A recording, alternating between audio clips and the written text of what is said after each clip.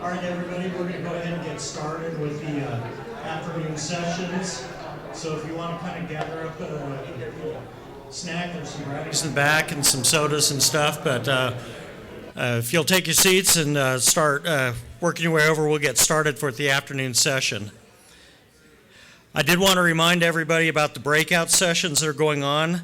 We've got the taxonomy session over in the Delamar room, soil and ecosystem dynamics in the Clearwater room, and technology in the Liberty room. So at this time, we're going to start off this afternoon's technical presentations with AJ Bredberg, and he's going to do a presentation to us on meteorite strike, mega tsunami, and soil survey implications. AJ.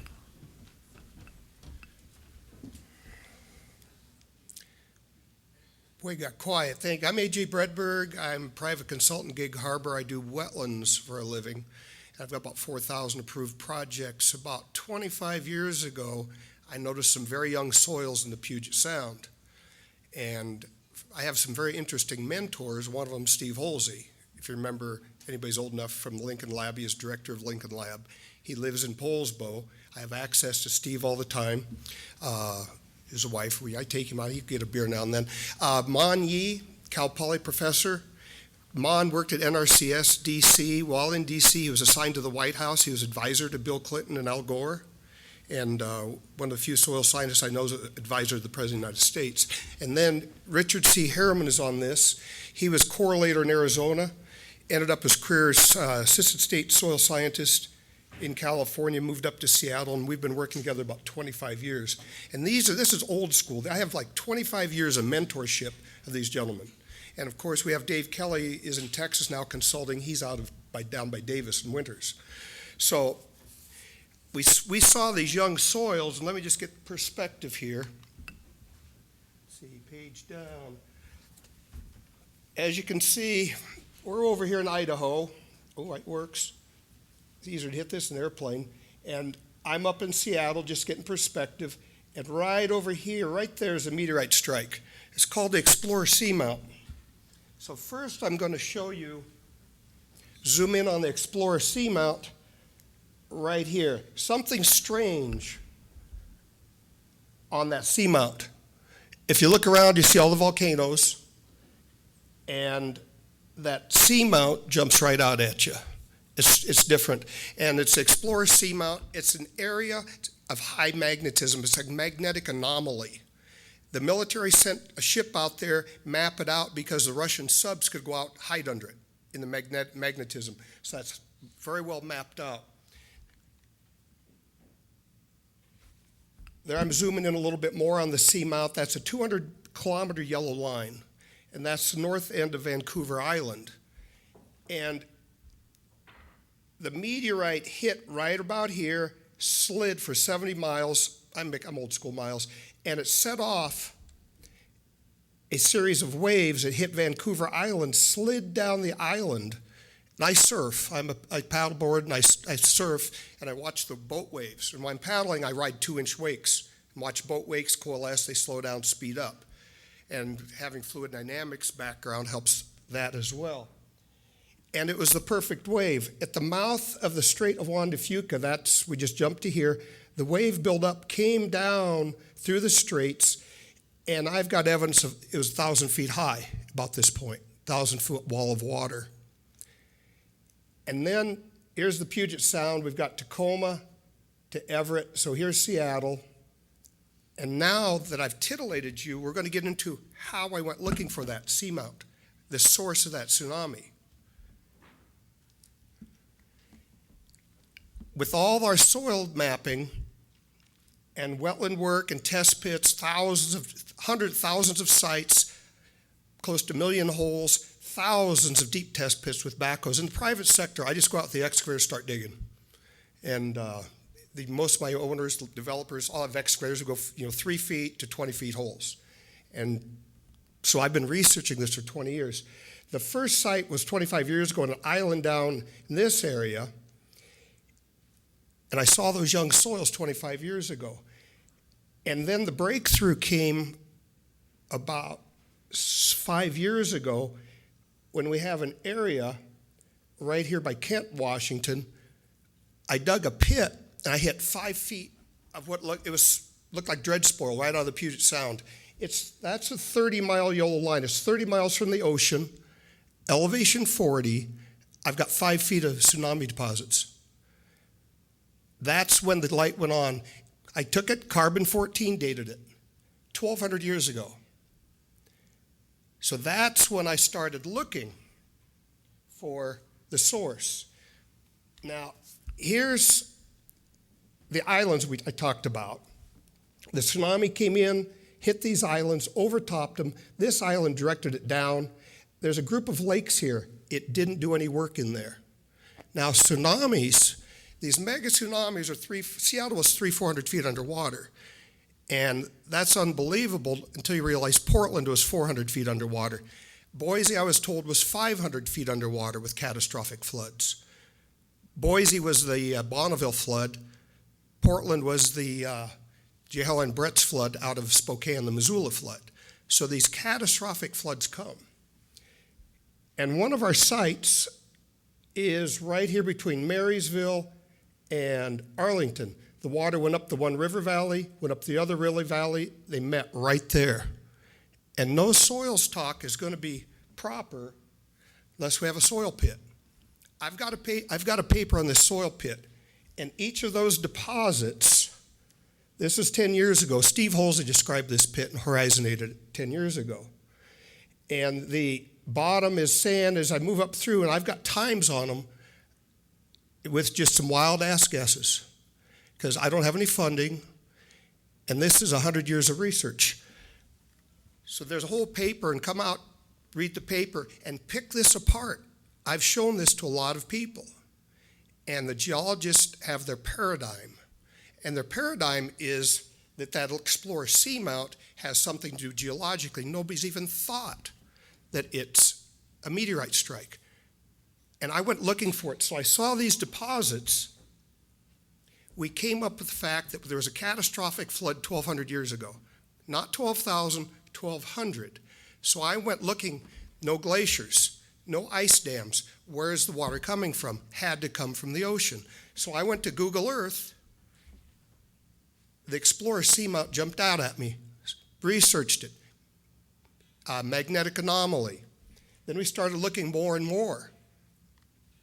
And this gets very interesting. This is where we hit. It came from the east. It's coming in about 20 to 40,000 miles an hour. And that seamount's 260 square miles. It was a mountain came out of the sky. And I've been to Meteor Crater. And then up in Sweden, there's one 165 million years old, and I say a meteor strike. And everybody says, well, the one down in Yucatan. And that one was 65 million years old. This is 1,200, time and space. The meteorite hit, and right there you can see it stretch the Earth's crust. I thought that was the impact. Wrong. The impact is there about 40 miles wide.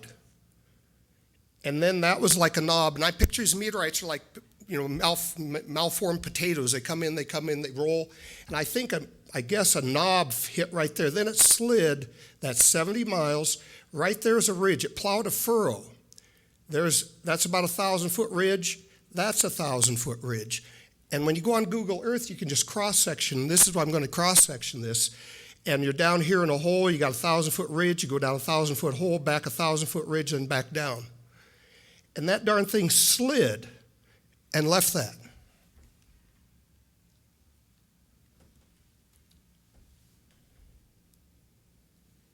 Now, when it got down here, it hit. If you played baseball, you're sliding into second base. As long as you're going fast, you got the speed up, you can get to second base, your cleats catch, you break your ankle. This son of a gun slowed down. It went from 30,000 miles an hour to 0 in 70 miles. When it got to the end, it just caught and just tripped and turned and went under. And I have a gentleman down in Arizona, runs a copy shop, master's degree in engineering. He's retired. He said one of the other things he said, he was in the military, worked in demolitions, and was very good at it. And he explained some of these. He's looked at the physics. I've showed this to Vic Baker down at University of Arizona. They were looking for meteorite strikes on Mars to create a mega tsunami on Mars to show there's water on Mars. And the problem was they'd never seen a meteorite strike in water. When meteorites come in, they hit a hard surface. In a millisecond, it's a nuclear blast. That's Meteor Crater in Arizona. And that came in an oblique angle, and they just disintegrate. This did not disintegrate. There's a hunk of metal buried under there because that's what makes it the magnetic anomaly. Let's go back. And when you go back. When you go to your Google Earth, look around here, there's all these strange things. I just saw every time I look at this, I see something different. Right here, you can see how the meteorite it's like an arrow, the extreme just stretched it. The meteorite went through mountain ranges. We have a mountain range here it blew through. Another mountain range right there it went through. Another range up there it went through. And everything, we know we had a catastrophic flood. We can date it. Now, Atwater, University of Washington, U.S. Geologic Survey found exact same date, carbon-14, 1165 years, 855 AD, on the outfall of the Seattle sewage treatment plant at sea level. Several other researchers have found carbon-14 right around that time at sea level. They attribute it to a regular tsunami and to a series of quakes. Seattle's very unstable. We're waiting for the big one to come.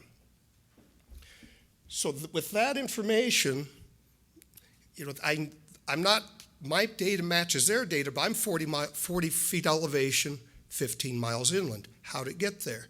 I've got site after site after site at elevation Naval Air Station Whidbey, elevation 100.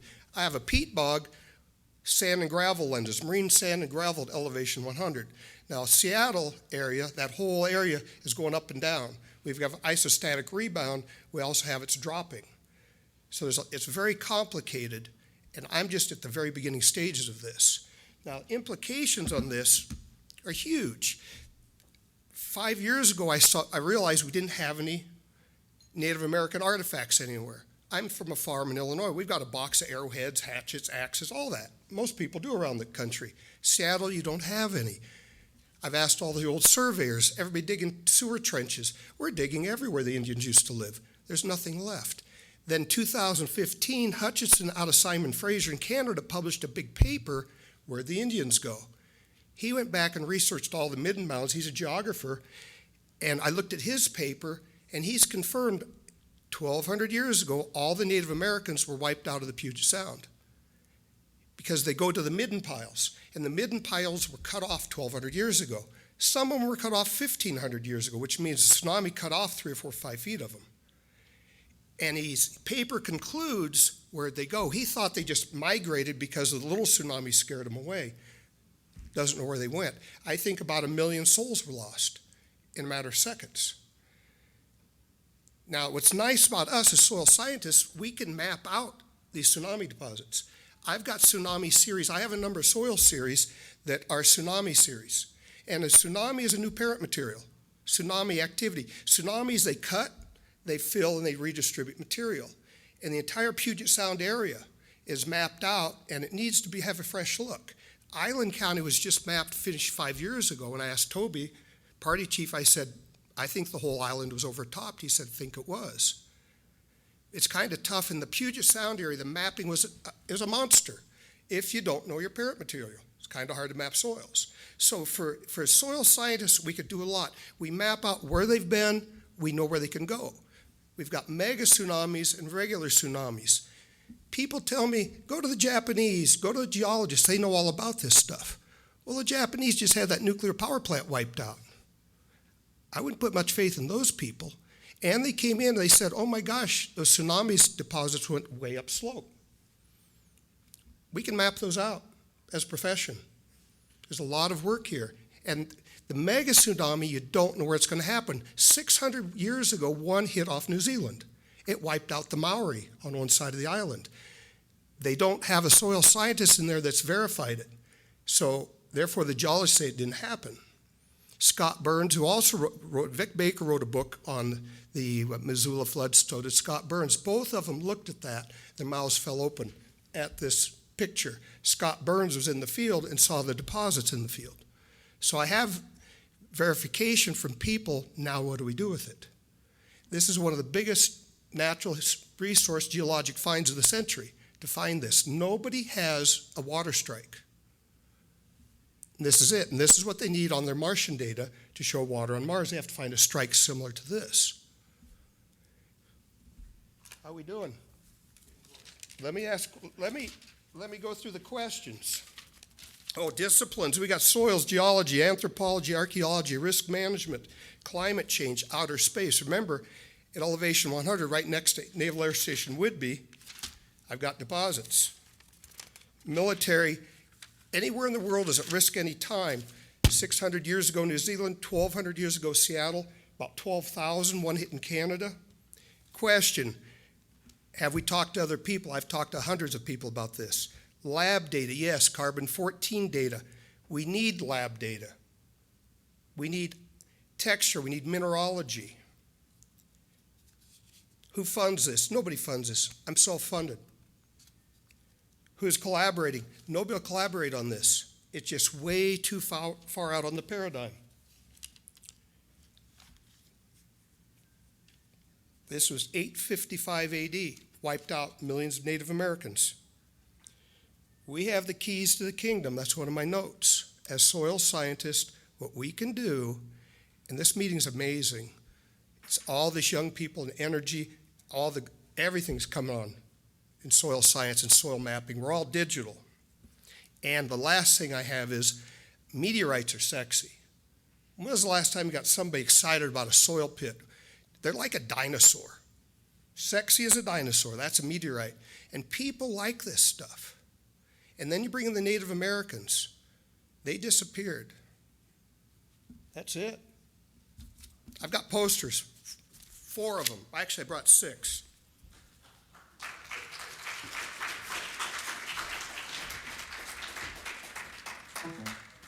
Good, thank you. Thank you, AJ.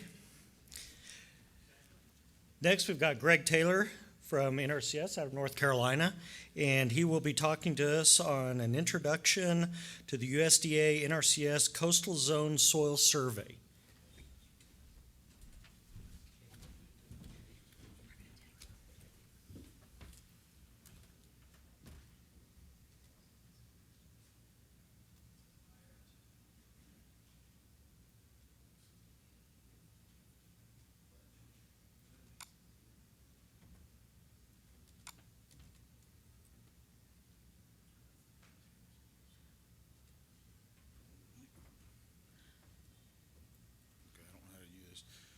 Hey everybody, I'm Greg Taylor, Senior Regional Soil Scientist with Raleigh, North Carolina. This is Debbie Sarabian. She's going to be talking with me. We're going to go over the brief history of Coastal Zone Soil Survey and the hows and the whys associated with it. It feels sort of funny, everybody's in a back like this is a Baptist church right now. But anyway, some of you may not know who I am. I started as a soil scientist in Northwest Georgia, mapping in the Region Valley, Piedmont, Blue Ridge, worked my way. Got into private consulting for a few years, came back on in Nacogdoches, Texas. Went from there to Richmond Hill, Georgia. Now ended up in Raleigh, North Carolina. Now, in case you're following along, you'll notice that I've stayed in one geographic region for a reason. If I leave the South, I need a translator. So if you want to know something else what I'm talking about, just ask me later. And by the way, who better to tell you about Coastal Zone Soil Survey than some hillbilly from North Georgia?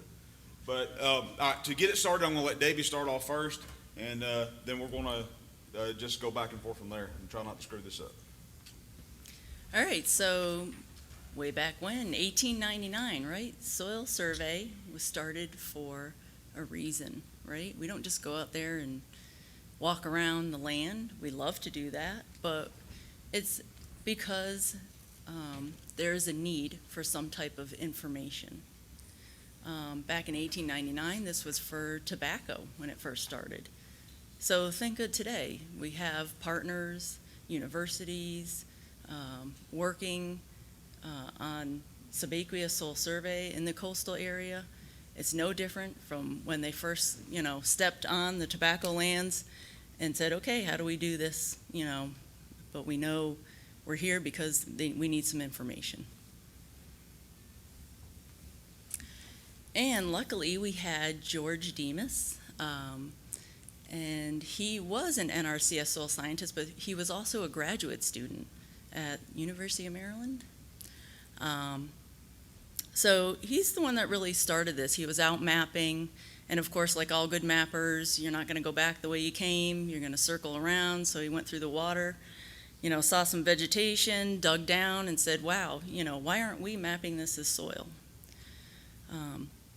So thanks to him, we got started. So this is not an NRCS only, we see a data need. This is coming from the universities, from our partners. And the question we get a lot is why? Now, many of you in here know about this. I'm preaching to the choir to many of you.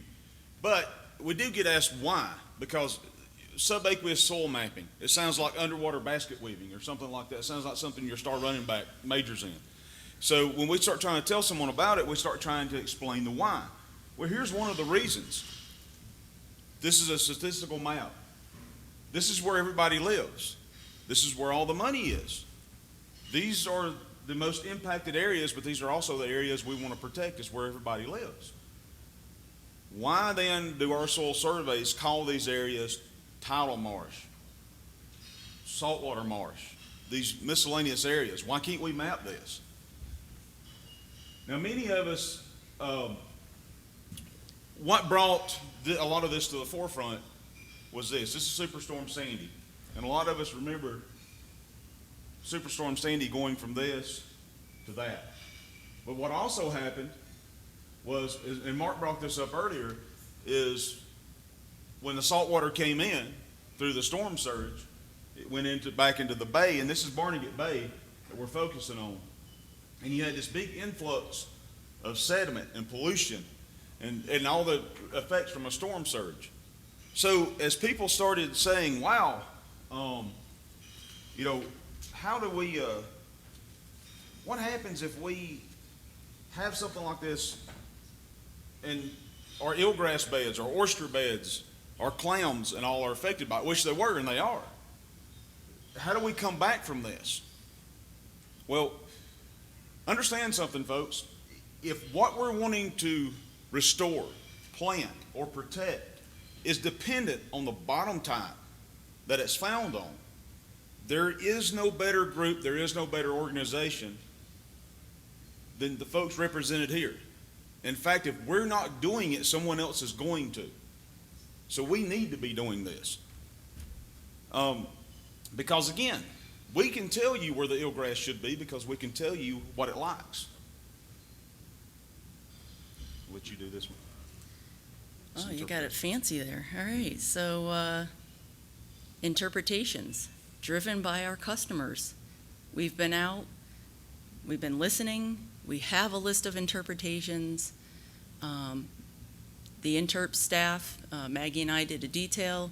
We've been working on some of the asterisks there, or if you keep going more, they have been worked on, are in Nrcs, aren't on Web Soil Survey yet, but we're working on the manuscripts to go with these interpretations. Now, a lot of the information that we got for the criteria came from research, and we've made sure to document that. So yeah, we can gather the data and we can disseminate it.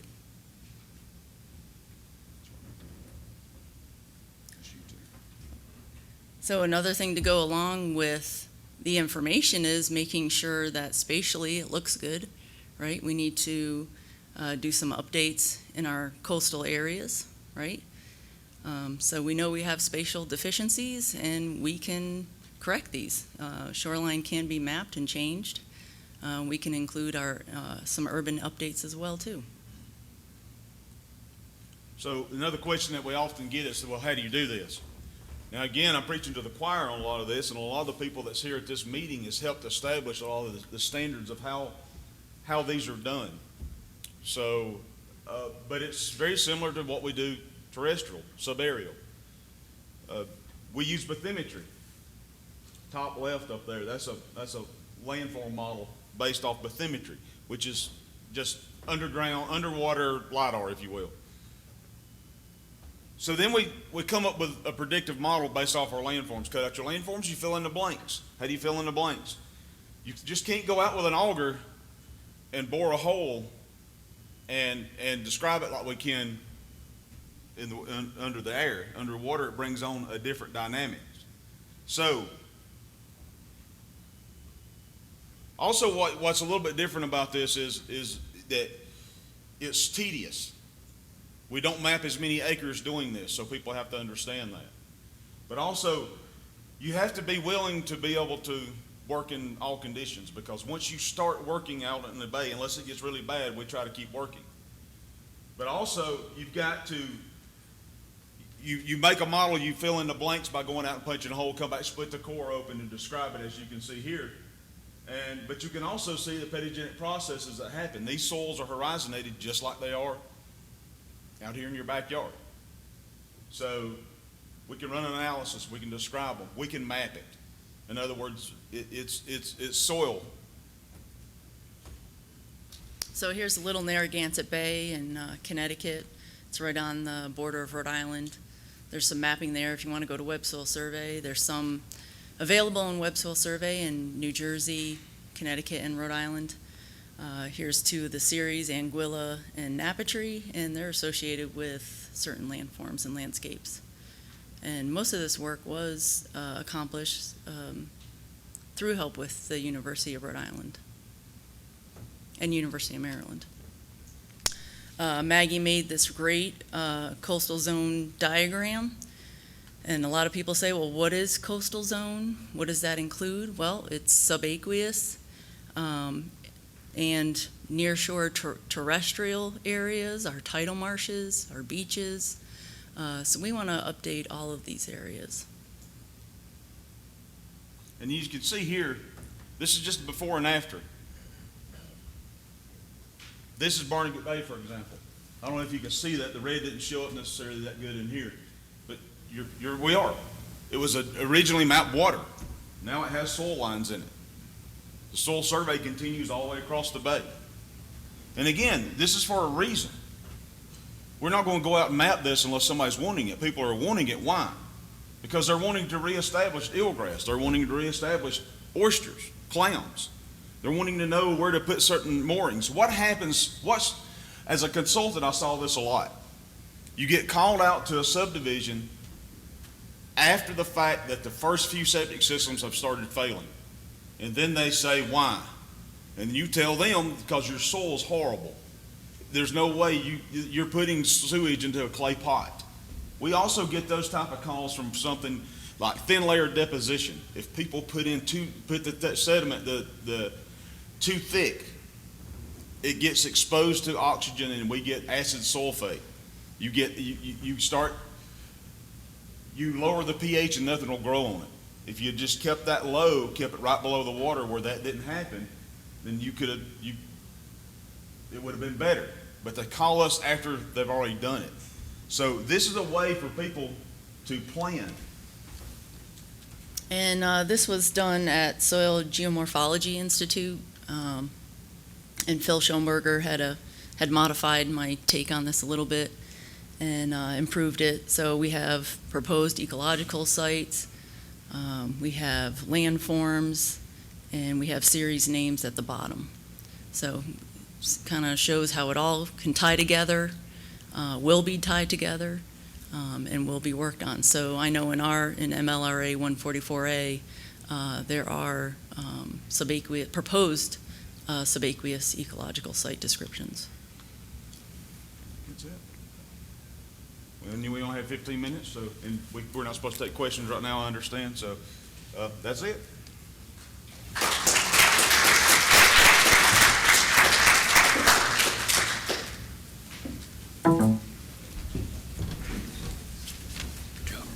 Thank you, Greg and Debbie. So next we will have Nick Jelinski from the University of Minnesota, and he will be giving a presentation on permafrost affected soils and ecological sites in the Copper River Basin, Alaska.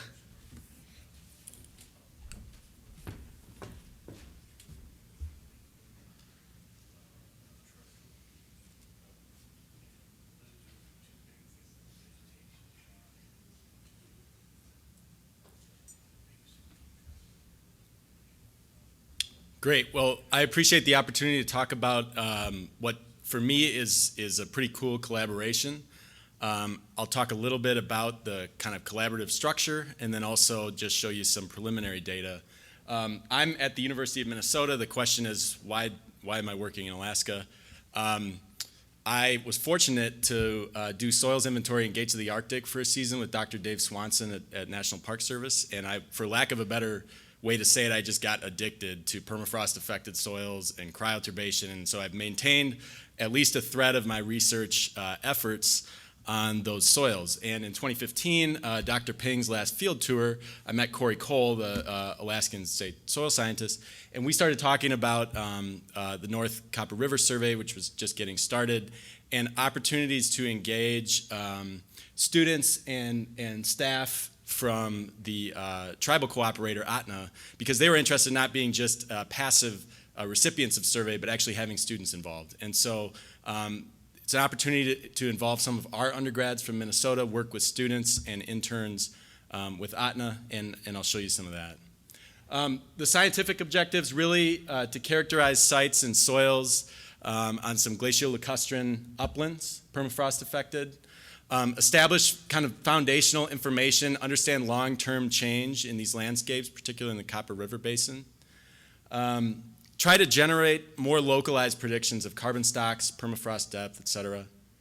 And investigating, I'm saying deep here, but I mean more than probably 1.5 meters deep permafrost carbon stocks.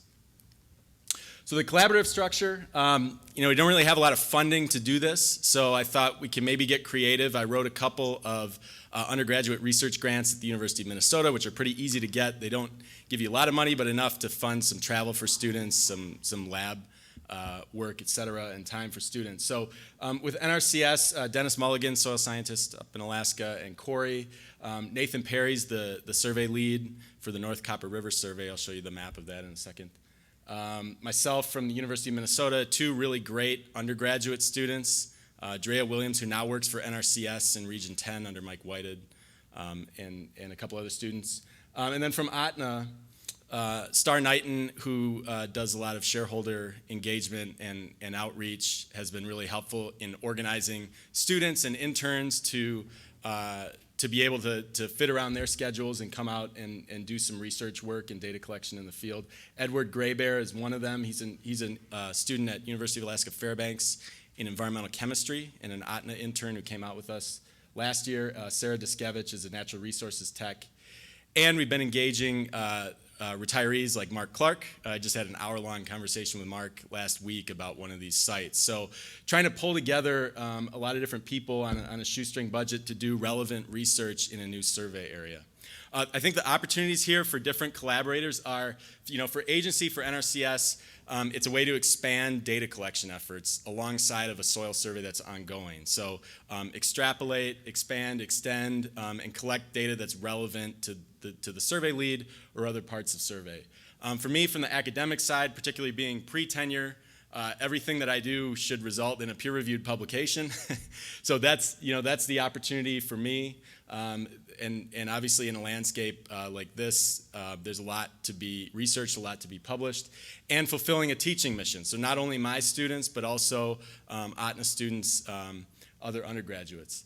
For ATNA, what's important is student staff involvement in survey itself, which I think we accomplished at least a little bit last year. And then engaging someone like Mark, I think about this a lot. I've talked to some folks about it, but we need to figure out ways to preserve experiential knowledge across generations and institutions. So, spending an hour talking to Mark is worth its weight in gold, particularly the context that he has in this landscape. So we need to do more of that before that kind of qualitative knowledge, all the knowledge from decades of digging holes, goes away. And so I think it's important to try to do this across, like I said, age groups, institutions, and really preserve that knowledge. Okay, so this is the Copper River Basin. For those of you that haven't seen it before, bounded on all sides by mountain ranges, the Alaska Range to the north, the Wrangels, Chugach, and Talkeetna There's really only one outlet of the Copper River to the south, and it was ice dammed throughout the Pleistocene, and so have been periods of extensive glacial lakes throughout the basin. There's these orange outlines here are the current boundaries of the North Copper River Survey area, and that white dot there, we consulted with Nathan Perry before we decided to do some of this research last year and try to figure out a place that might also help the first year of soil survey in terms of data collection. So there's hundreds of feet of glacial lacustrine sediments here. It's actually pretty amazing. Again, multiple periods where there was glacial lakes all throughout the Pleistocene. It's syngenetic permafrost, meaning the permafrost was formed as the sediments were being laid down, not from the top down. And all of those sediments were subsequently dissected by the Copper River and its tributaries. So you have these uplands that have this lacustrine material. It's calcareous, fine, 45 to 60, sometimes more % clay, and actually a lot of drop stones, which is frustrating when you're trying to use a sipper auger in it because you'd think it's clay, it's easy.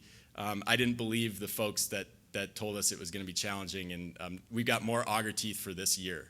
So it's a challenge, but there's a lot out there.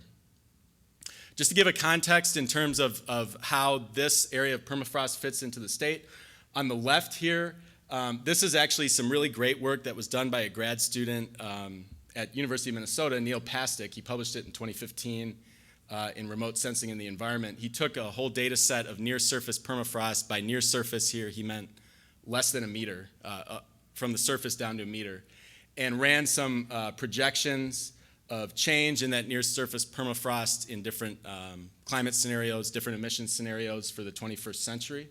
So this is the A2 emission scenario. I drew an arrow to the Copper River Basin. The red here is like 0% that there's going to be near-surface permafrost there at that time period. The blue means 100%. So what you can see is, at least in terms of southern Alaska permafrost, that Copper River Basin permafrost might be a little bit more stable than the rest of the southern Alaska permafrost, at least in the near surface. Part of that's just the physiographic location, the landform, et cetera.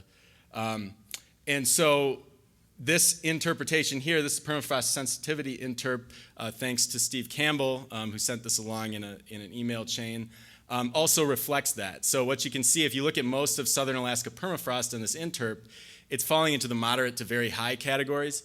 Particularly in the central part of the Copper River Basin, it's low. So that doesn't mean that this isn't important. There's still change going on out here, and it's another end of the spectrum in terms of permafrost change, and important to collect data on these landscapes. So I just want to show you quickly some of the data that we've collected, how we've done it. We ran a transect last year with ATNA students and staff, Dennis Mulligan, myself, some other folks, on a section line, looking at different kind of tentative ecological sites, provisional ESDs from the Gocana River Survey that Mark did. So the first one was kind of a pulsa, probably, I learned a new term, lithalsa, which is like a mineral dominated pulsa-like feature instead of dominated by organics. That's more what this is, but it's about 24 feet high. It's the highest and driest part of the landscape, so the permafrost here is pretty deep. Seasonal frost is to like 2 meters. It's kind of a degraded phase of what would fit into a provisional ESD from Mark's old survey. And doesn't have a lot of organics on top. The organics are kind of degraded. They're mixed in with some minerals and some ash. All of these sites, we had a characterization pit and then a number of satellite sites, so we were trying to quantify some uncertainty as well. We looked at a fire scar. These were even-aged white and black spruce. Probably fits into one of the other provisional ESDs from the Gocana survey, frozen glacial lacustrine uplands, but this would be like a moderate burn phase. So the organic layer is thinner than the next site that I'll show you. Thus, the permafrost is deeper here. It's receded after fire. And then finally, a mature black spruce site. So here, this kind of fits the central concept of this provisional ESD, frozen glacial lacustrine uplands. Thick organics, shallow permafrost. So the thicker the organics are, the better that site's going to be insulated. So the permafrost table is going to be shallower. So these sites kind of are a really nice ecological gradient to work with. Particularly, we're trying to do this on a shoestring budget with undergrads. So it's really nice to have an illustration of, even on a flat landscape, something like a Katina. And so when we looked at the age ranges, we did tree cores, at least of the spruce on the Pulsa and the fire scar. They converged around 65 years. That was at breast height, so maybe 70 years post-fire we're looking at for those sites. In the mature black spruce, we had a lot of trees that were over 150 years old, so pretty significant difference. But it's a nice gradient. The organic thickness varies from the Pulsa, 10 centimeters, down to about 40 centimeters of organics in the black spruce, mature black spruce. And then the permafrost varies correspondingly. So the thicker the organics, the shallower the permafrost. We've just so far gotten to active layer carbon stocks, and it's about double in the lacustrine stuff compared to the Pulsa. So this year, hopefully, we'll look at more of the permafrost carbon stocks as well. So what I think we're looking at between these two sites, at least, is two phases of the same ecological site, where you have a fire disturbance, again, it's probably about 70 years post-fire at that fire scar, and then a recovery. And I think the question in these systems is, with climate change, what is going to be the outcome? Or do we have a tipping point where we're going to keep losing the permafrost after fire, and we won't have these natural recovery cycles? On the left there is Edward Graybear, again, Fairbanks student, environmental chemistry student, and ATNA intern, Dennis Mulligan in the pit. We've had students involved in all of this, undergraduate students, field work, site characterization. I've had undergrad students doing sample prep and lab characterization. I had a student, forestry student, doing tree ring analysis, ring widths, et cetera. Training students how to do data analysis in R, and I don't know if Dylan's watching, but AQP, Algorithms for Quantitative Pedology, is the best package in R, and I use it all the time. I train all my students to use it. So thanks, Dylan, if you ever watch this. And so it's a great opportunity to involve students all the way. And you got to find the right undergrads to do it, but if you do, they can be great. So this year, the rest of the second half of this year, working on writing and kind of co-authorship with all of our partners on a peer-reviewed manuscript. Some other things we're doing, just developing some localized predictive functions that can be used in soil survey activities, or for us going back next year. Again, shoestring budget, so anything we can do to predict other properties with cheaper, easier methods. So we've developed just local regressions for loss on ignition versus doing dry combustion for carbon. And extending site and survey data through relationships with bulk density to estimate carbon stocks, et cetera. A lot of work on tree cores by one student at Minnesota, a bunch of tree cores we brought back. Pretty interesting. He's been looking at basal area index over time on these sites. So how much basal area are trees putting on every year? And what you can see is the red there is the Pulsa site. That's the well-drained kind of best, highest productivity site. It's about an order of magnitude more productive than the white spruce is in that site than in the fire scar and the mature black spruce sites. And the other thing we've been trying to tease out of this data is some kind of climate signal. So this is the ring width index for a number of cores from these sites. The one there is the normalized, it's the average ring width, but it's just normalized to 1. So any values above this mean over the whole history of the combined cores for the site, growth is above average and above what would be expected. And below it, it's below what it would be expected. And what you can see is the two better drained sites where permafrost is shallower and productivity is a little bit higher, they're pretty variable. It's hard to pick up any signal there. But this third site here, the mature black spruce in green, that's those old trees, 150 years. And there's a really interesting signal post-1980 where a lot of the ring width index really picks up and stays high. So this coming year in August, we're going to do a lot more of this work and see if we can pick up this signal throughout the landscape. We're going to take a lot more tree cores.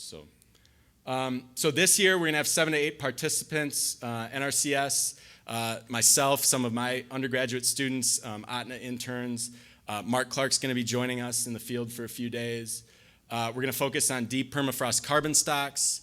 How variable is the permafrost? Can we start predicting it and making some maps? And looking at more tree cores to try to pick up a climate signal.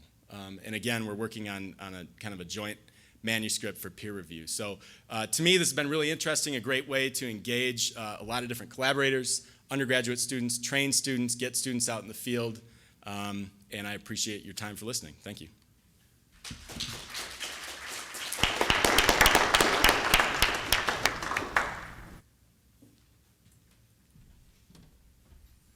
Thank you, Nick. Next, we will have, and I hope I get your name right, Harvey Thorlifson. Awesome. With Minnesota Geological Society, and he will be talking on geological mapping in the USA. Thank you.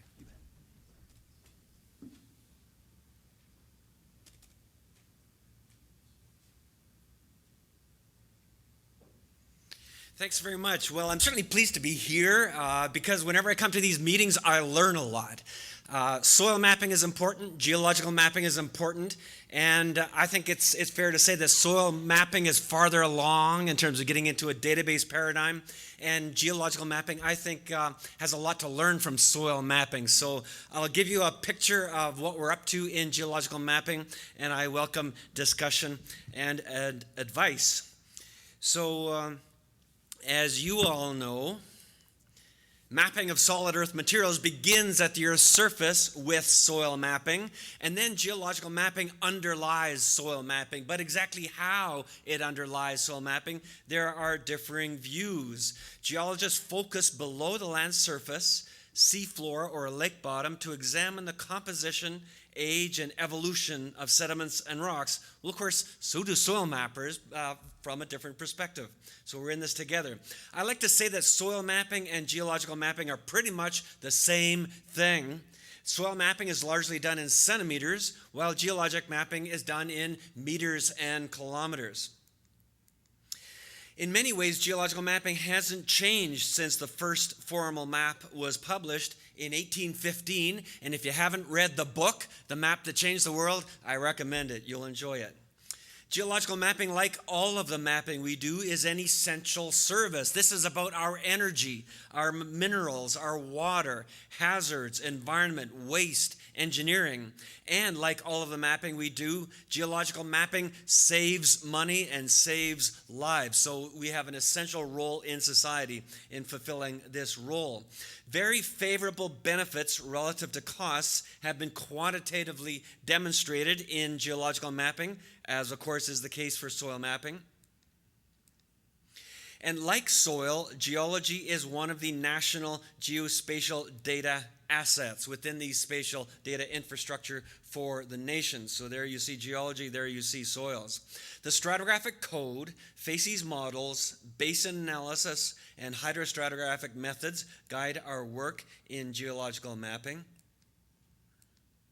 Whether 2D mapping or 3D mapping that has elevation and thickness specified, geological mapping ideally is built by a capable field geologist based on all available observations.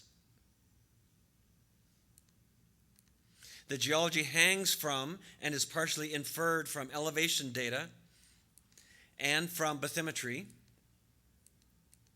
Remote sensing has roles in some areas. Drill hole data plays an increasing role. So ideally, all public domain drill hole data is compiled. Crowdsourcing is of growing relevance in all fields.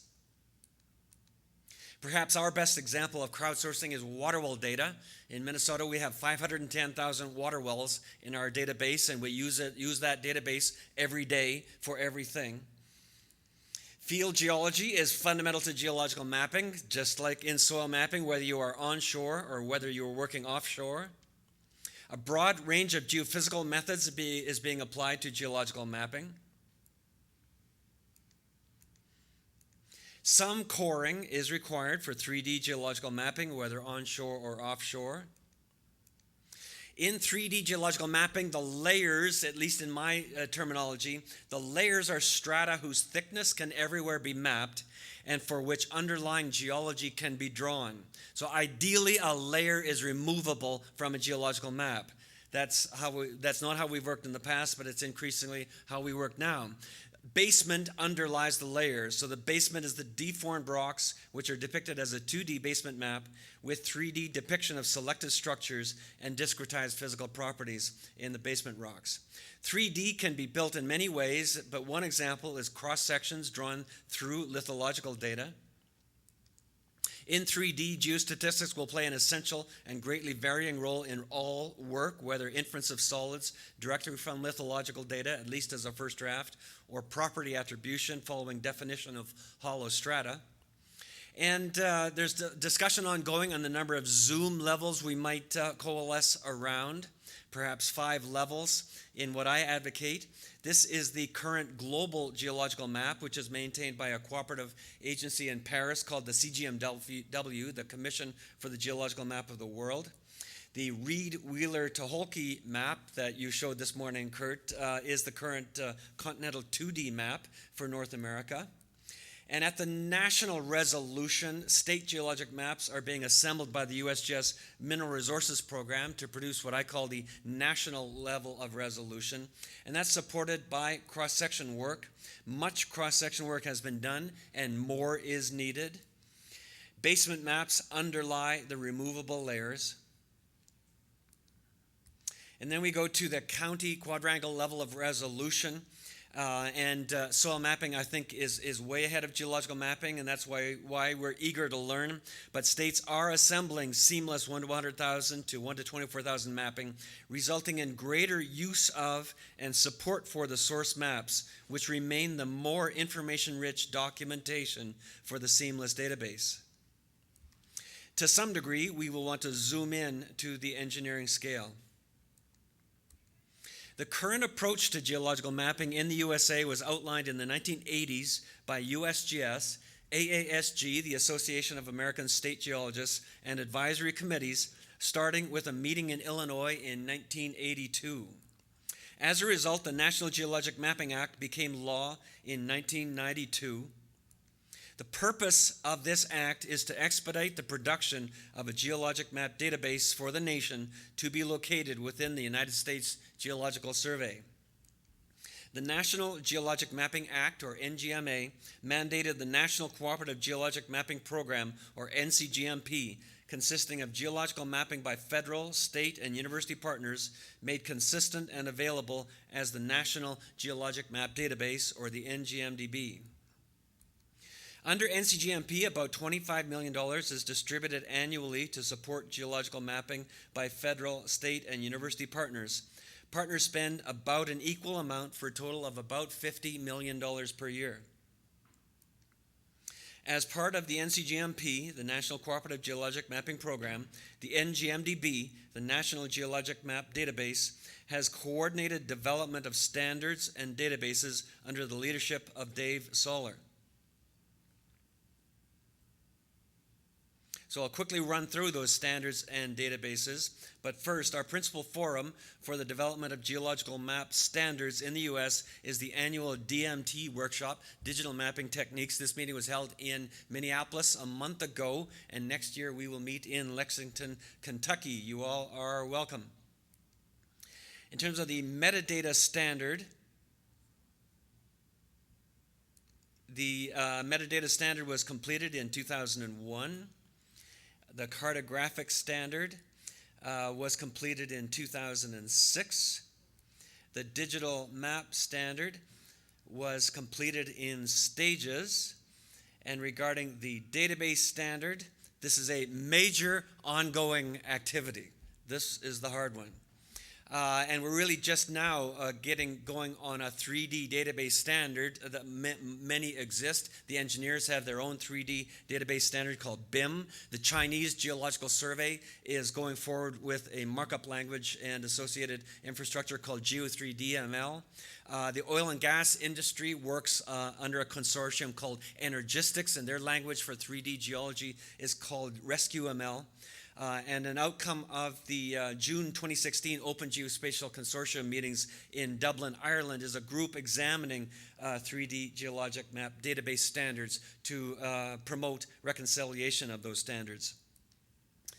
So the first step in the late 1990s was to build our publication database, and we're proud to have published 100,000 geological maps in the country, although we recognize that many users simply want one database instead of 100,000 publications, but the publications will remain the peer-reviewed, authored foundation of the seamless database as it emerges. These maps at 1 to 100,000 or more detailed have been produced since the 1880s.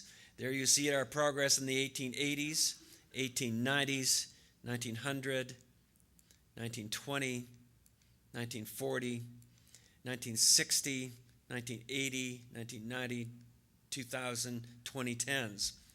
About half of the country is complete at that level of resolution.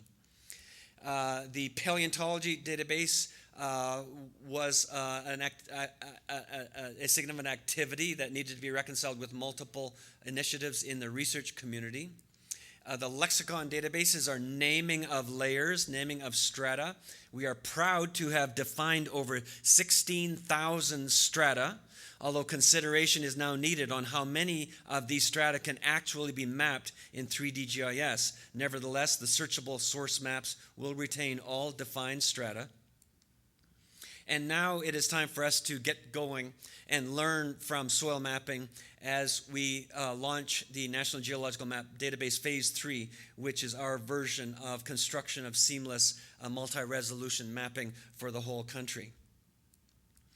Concurrently, we need to make sure that that mapping can get into the hands of the user with appropriate guidance to user. There are multiple initiatives in this field, and it will be a major challenge to ensure that the mapping is optimally accessible and usable.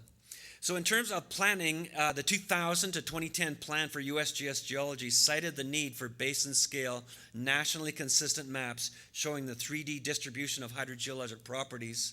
The 2010 to 2020 plan for USGS geology called for development of the interpretations, protocols, and standards needed to provide seamless geological maps, while foreseeing that 3D geologic maps of continental and offshore areas will become the standard. The most recent USGS planning called for collaboration leading to seamless nationwide geological maps, 3D maps that will, for example, improve understanding of sedimentary basin processes, and 4D modeling that will elucidate the operation of processes through time. The Association of American State Geologists unanimously passed a resolution on geologic mapping that is fully compatible with USGS planning in Lexington, Kentucky on June 11, 2014. And this planning by USGS and AASG basically says geological mapping needs to be well supported and coordinated, needs to be regularly updated, zoomable, queryable, complete, seamless, 3D, continuous from onshore to offshore. I think this sounds very familiar to the soil mapping community in order to fulfill our obligation to society and get this needed mapping into the hands of users. So rather than replacing paper maps, seamless compilations, while not capturing all information on the paper maps, will dramatically increase the usefulness of our mapping and will cause escalating demand for and support for the source maps. Going 3D makes our mapping vastly more relevant to, for example, groundwater management, as well as hydrological and tectonic modeling. In the past, geological maps could only be consumed by a trained eye. Now, many users prefer a 2D or 3D grid of properties such as hydraulic conductivity that will be machine readable. So in the context of planning, very similar to what you are doing in soil mapping, last year we held the NCGMP, National Cooperative Geological Mapping Program Decadal Strategic Planning Workshop from August 9th to 11th in Denver. And the resulting strategic plan was released a month ago.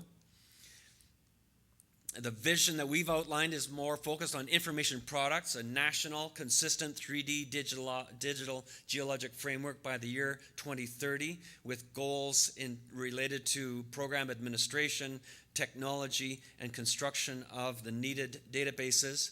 And now we are turning our attention to the implementation plan. Now that we've committed to this, how exactly are we going to build a national, regularly updated, well-coordinated, multi-resolution, seamless 3D material properties-based geologic mapping database? But there are a number of ingredients to this: 2D geological mapping, cross-sections, 3D of the layers, 2D and 3D of the basement. How, in what order should we structure our activity in these activities over the next decade or so? What resolution level should we start with? So that's where we're turning to now, the implementation plan. But in addition to that implementation plan, we have additional next steps related to assessment, updated database of published and in-progress mapping, planning to increase the availability of LiDAR, increased adoption of standards, accelerated preparation of seamless mapping, again, learning from soil mapping, because I think we can learn a lot from you, increased federal-state coordination, innovation in GIS methods, and we're planning a meeting somewhat comparable to this meeting late winter next year. So again, I'm happy to be here. I'm learning a great deal, and I welcome your advice. Thank you.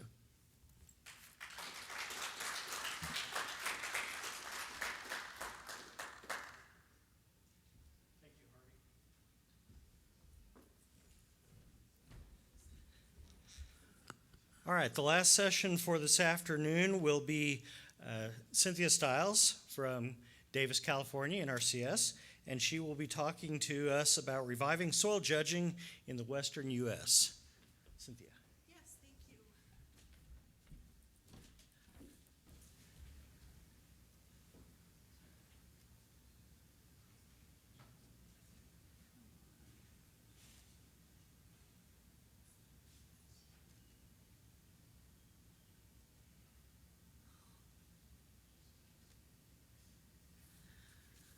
Good afternoon, everyone. I'm kind of at the death and rebirth session here. I'm the last one to go, but after me, it's posters and open bar. So be happy. Earlier, we talked in our strategic plan about the goals that we're looking for in the National Cooperative Soil Survey. Those goals: communicate the importance of soils to society, increase the knowledge base for soils and ecosystems, strengthen and expand collaboration, ensure a critical mass of well-qualified scientists and technical specialists. Guess what? Soil judging. This is it, yeah? It's great. I'm glad to see you're all enthusiastic about soil judging here. So, before I get started, I really want to say thank you to Phil Smith. He's really the one who put this presentation together. He's the driving force in my region. I'm the Region 2 Director out in the Pacific. He and Mike Sowers is a consultant, professional soil scientist who voluntarily teaches soil science courses at Fresno State University and has voluntarily dedicated many, many hours to getting the soil judging competition going in the soil region, or the soil judging region out there in California. Bruce Roberts at Fresno State, and then at last there, Rafael Vasquez, Ortiz Vasquez, who is our new Pathways recent graduate, who's done a lot of work on this as well. Photographs are provided by Earth Team volunteer Ed Duncanson, also some of the photos from Sid Davis. So soil judging, you know, every time you look at a landscape of soil, it's a thoughtful activity. The soil judging competition gives a framework in which that evaluation can happen. So we're looking at a situation where students are looking at soils that have been described by professionals, and those students record their observations on their score sheets, individually as a team, and then they're graded and hopefully given awards for their good job. There's many benefits to collegiate soil judging that we don't always think about. It extends far out from just coming, getting together, traveling, getting to see different soils. We actually get a chance to interact with a new generation of people out there who are excited about soils, the environment, land resources. We have a lot of networking activities that can happen at these events. The benefit for all of us is that our organizational partnerships build through time, and they build with confidence. with these programs. A little bit of history on soil judging, thanks to Dr. Mickey Ransom from K-State, who's been a long proponent of soil judging activities. Regional contests were held in the 1950s, but it wasn't until 1961 that a national soil judging contest took place in Lexington, Kentucky. The National Soil Judging Contest is currently affiliated with Soil Science Society and the Agronomy Society of America. The great thing about being affiliated with these organizations is the students get a chance to interact with the professionals that are in these organizations, and they get a chance to learn more about activities, scholarships, employment opportunities that are available to them. In 2016-17, nationally, 47 colleges and universities participated in regional soil judging competitions. There's a large disparity in participation between the eastern U.S. versus the western U.S. And of course, we know there's a lot of reasons for that. 40 soil judging teams from schools in soil judging regions 1 through 5 participated this year, whereas only 7 schools participated from the western regions 6 and 7. Here I've got a map that shows the distribution of those schools that participated. As you see, it thins out as you go to the west. It goes from 10 up there in the northeast, 9 down there in the southeast. It starts to thin out gradually as you get to the west. There's hardly any at all out there. Now there's great distances between schools out there. The population is less. It's a long distance to drive here and there to get to soil judging competitions. You don't have those opportunities. There's also kind of a dearth of soil judging activities in the northern states, which probably could be explained by winter, but there's no reason why the schools there shouldn't have teams too. It is a part of the country that has some pretty valuable forest and prairie resources and croplands. So how can we make this work in the western regions? It's really hard getting from here and there. It's hard to get people enthused. I'll give you an example. I guess I'll state the experiences that we've had out in Region 6, Alaska, Hawaii, California, Nevada, Arizona, and New Mexico. And mostly I'm focusing on California because that's where this increase in activity has happened. In 2014, Cal Poly was the only school from our region that went to this National Soil Judging Contest.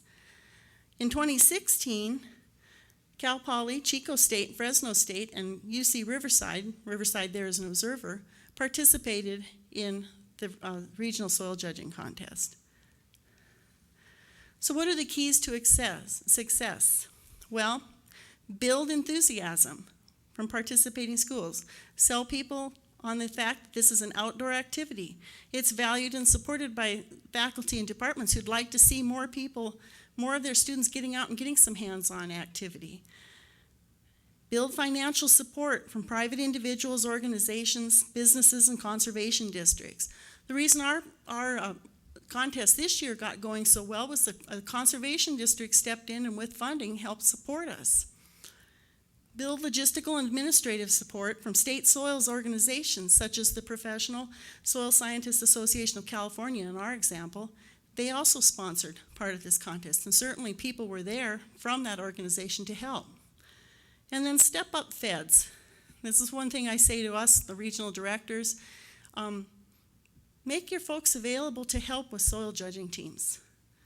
If you've got an MLRA office that's there near the school, make sure that those folks are engaged with that school to help if a faculty member wants to get started on making a team. Even a graduate student can run a soil judging team, and it often does in some of these schools.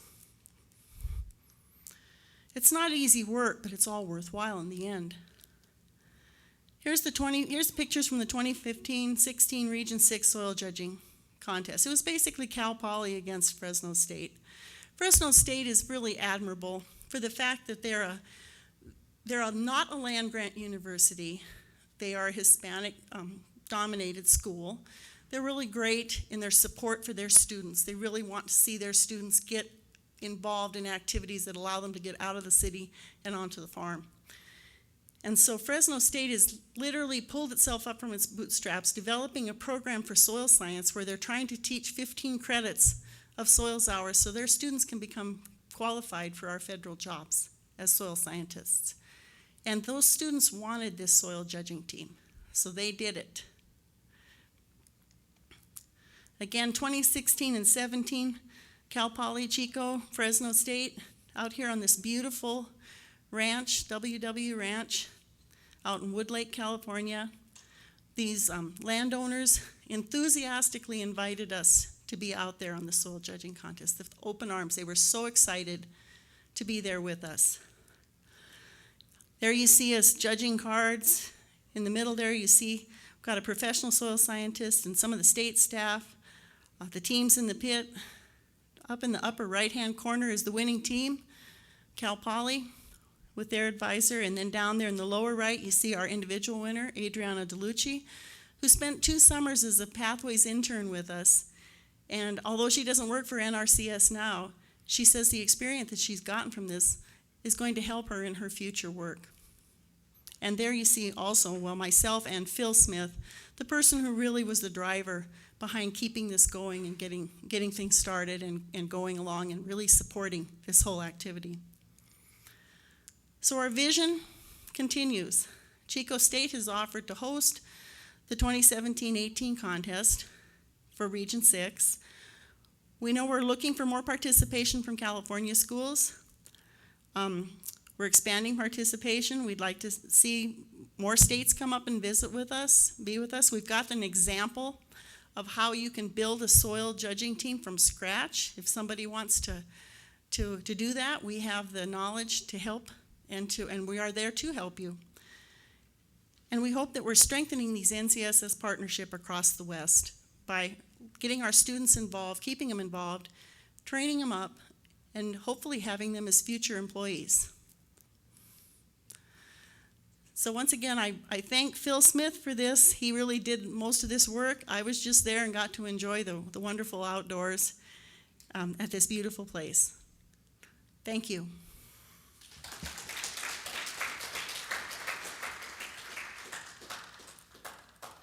Any questions? Dick? I have one, Cindy. I think, wasn't one of the Western regions trying to do a remote contest where they were sending correlation boxes over and samples or something? That's a great idea. That's a great idea. Remember, I thought Karen Vaughn was trying to do that. I don't know. Well, Karen's, of course, it'd be great to get Karen, now that she's over in Wyoming, to get her engaged in this as well. And I know there's a few professors that, I know it's really busy, and I know as a junior faculty member, you know this. I was a junior faculty member once too. You don't have time, and you're supposed to do all this stuff where you're producing publishable papers. But the thing is that's why I say step up, feds. You know, step up. We got to step up and help you. You know, if you're interested in having a team, it's a matter of reaching out and saying, hey, I need help with this. And for us as regional directors in the soil science divisions to say, I'm here to help you. I got folks to help you.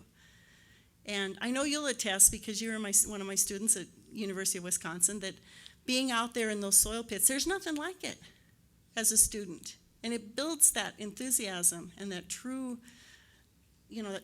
desire to keep on with this as a career.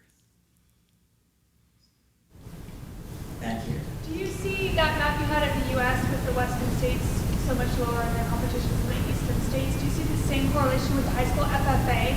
Because not every FFA does soil judging, if not every FFA high school. I'm just wondering if the western states, if it's dropped off at the high school level.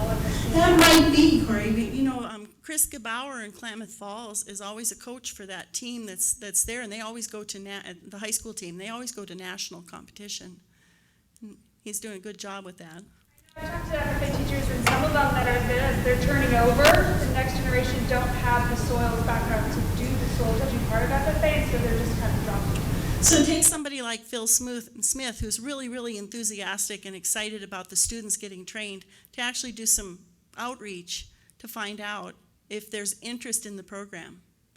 He was contacted by Michael Sowers, and that's how it started for Fresno State. But I think it's kind of incumbent upon us to inquire and ask, if they need that help, that assistance. And it is part of, us training people for the future to be part of this community. All the soil judging teams offer credit hours for their participation? Not all of them. And that's getting credit and this is what Fresno State did, was they got a 1 credit class for this, and it really helps. If it's a special topics, they write a paper for it. That is one thing, that's an incentive that we can try to drill in.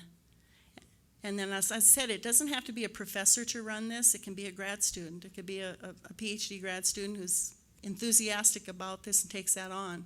But it's finding the right people in the right mix. Mike? So, I wanted to respond, Al, just for a second, because at the national contest, I was talking around to people, and some schools, they don't want a credit because you have to pay people. So they do it voluntarily to students. So that was interesting for me. There was at least a couple schools that they were totally volunteering to be on the soil judging team because they didn't want to pay. Nick, you tell me how much it costs for a credit. I don't know if I want to share this, but if it weren't for that 1 credit course at URI, I wouldn't have had enough to graduate. That's great. Yes, Paula? Now, 1 credit adds to that 15 total Yes. needed for soil certification. Yes. I noticed in your map of the southeast, we've recently lost 3 teams. That has been due to a loss of pedology as a discipline at those universities. But they're starting to rethink it. There's a demand in the private sector for trained soil scientists. So we're starting to see a kind of ground up push, at least in the southeast for. This is what was pushing this in California. It really, it's pushed up, and they're excited about it. And they spread the word. It spreads like wildfire. So anyway, James, I am finished, so if you want to have other people ask questions about other presentations. Thanks. Thank you, Cynthia.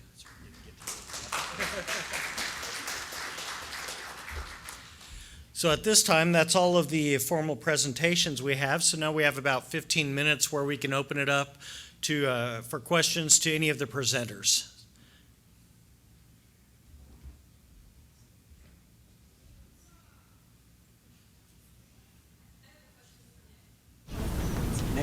So a question for Nick. Oh, yes. The source of the calcareous that's in the glacial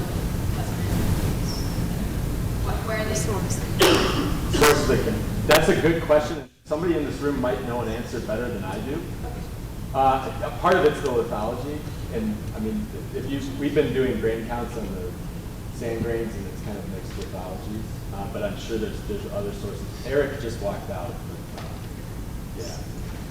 Maybe Cindy? Oh. That's kind of that's always been kind of a mystery, a little bit, that those western, the sources are buried. Mm-hmm.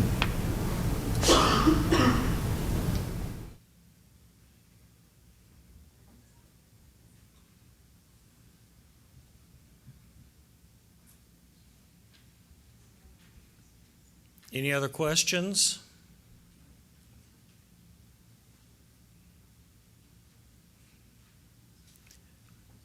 All right, well, seeing that there's no other questions, thank you all very much for a good afternoon session. Let's give another round of applause to all our presenters. And thanks to all of them for their time and effort on that. Don't forget about the poster presentations starting at 5 o'clock at the Aspen Room. If I remember correctly, it's cash bar, and then there'll be hors d'oeuvres and everything. So hope to see you all there. Please take a moment to go look at all the posters. Everybody's put a lot of time and effort into generating those. Thank you all, and have a great evening. Maybe we can talk.